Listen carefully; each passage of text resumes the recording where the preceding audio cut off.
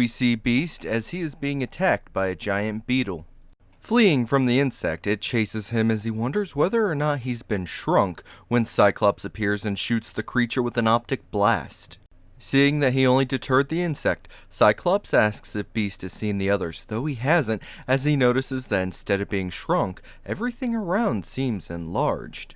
Jean then appears asking about the plants when Cyclops ponders as to whether they've traveled through time. Beast, though, sees vegetation on the ceiling and spots metal under the dirt where Cyclops shot the beetle. In a monitor room, the Mole Man watches them and is determined to win should they fight again. Iceman finds them when he asks where Alex and the rest are, but they haven't seen them, while Beast, examining the floor still, doesn't recognize the material it's made out of. He estimates, though, that it's thousands of years old. We then change to Charles as Terry checks in on him, asking if anything is wrong when he tells her that the Sentinel is likely the last one they'll see. However, he changes the subject and tells her of his bond to the X-Men and how it's been broken. Back with the teens, Cyclops finds his blast isn't affecting the odd metal, as Jean tells him that she can't detect anything past the material. She figures the area is a psychic dead zone when Tobias appears behind them, saying that he's causing it. Introducing himself, he explains that he leads the group of mutants called the Promise, as Hank asks to know what they promise. Telling him that it's the future of the world, he talks of his past, of how he gathered others like himself throughout his life. Though not long after, he was again the only one left when he started going into suspended animation every 10 years, emerging only to find new mutants.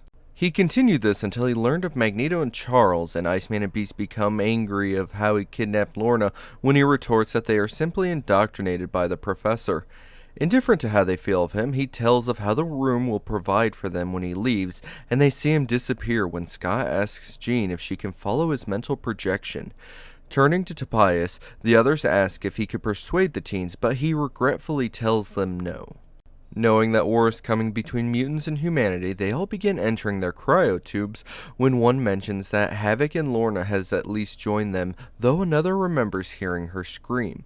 Tobias simply states that during the sleep teaching circuits will show the truth of their mission, while back with the others, Cyclops has managed to rip a crack in the floor.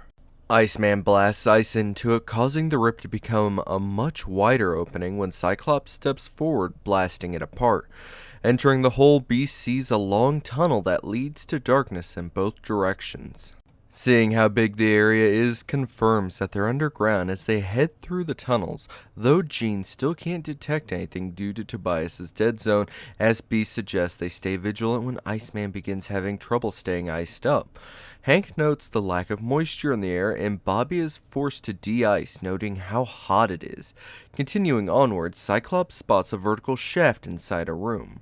Entering a giant room with a structure in the center, they proceed down the catwalk, as Hank figures the building to house a set of elevators when Jean, feeling the air moving, looks above them and sees a giant fan, as Bobby is glad the thing is spinning slowly.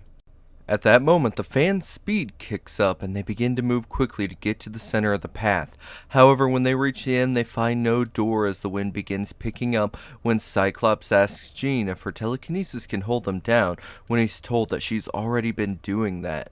She is unsure of how much longer she can hold them, while elsewhere, we see the cryotubes.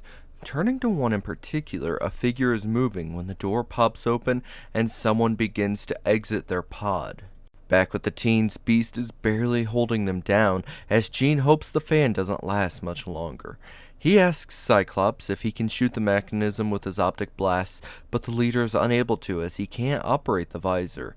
Bobby yells for Jean to open the visor instead then, but she can't either, she's too busy holding them down. Seeing no other option, Beast lets go of the catwalk. As they fly up, Beast yells for the leader to shoot, and finally being able to work the visor, blasts the fan.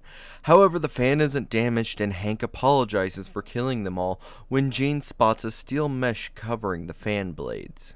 Landing on the cover, they're all glad to be alive when Scott looks to Jean and comments on how Hank is afraid to cut loose after his fight with Kraven, and she agrees.